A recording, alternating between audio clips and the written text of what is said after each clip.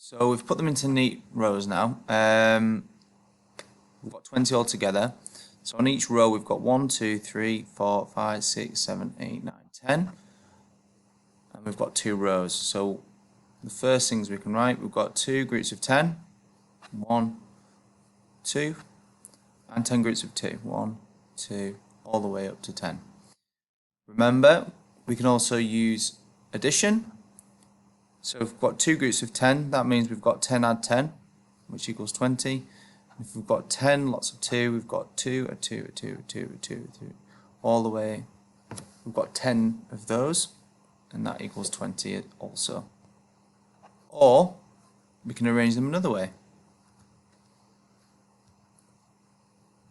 Now we notice that they are in rows of 5, and we've got 1, 2, 3, 4 of them. So if we've got rows of 5, we've got 5 groups of 4. 1, 2, 3, 4, 5.